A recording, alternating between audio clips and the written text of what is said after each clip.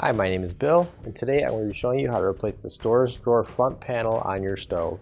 The reason why you would have to do this is because the panel is damaged or broken. For this repair, we'll be using a 1/4" nut driver and a Phillips head screwdriver. Warning: before doing any repairs, please disconnect your power source. So this is the stove we're going to be using in this demonstration. It's a GE. Now keep in mind, ours might be a little bit different than what you have at home, but the same technique should still apply. So right here, we've got our storage drawer.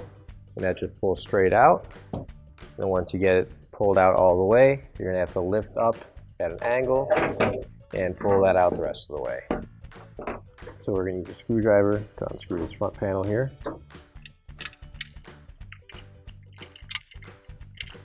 And now I want to flip the drawer upside down.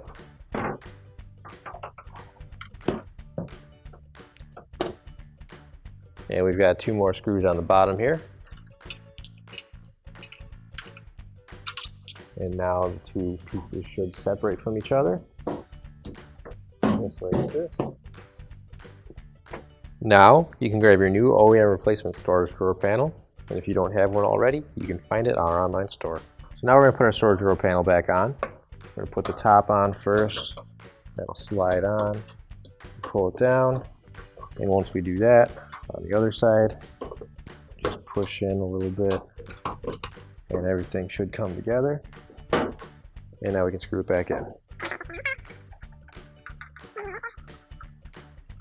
And now up here, making sure again the screw hole's lined up and putting it in.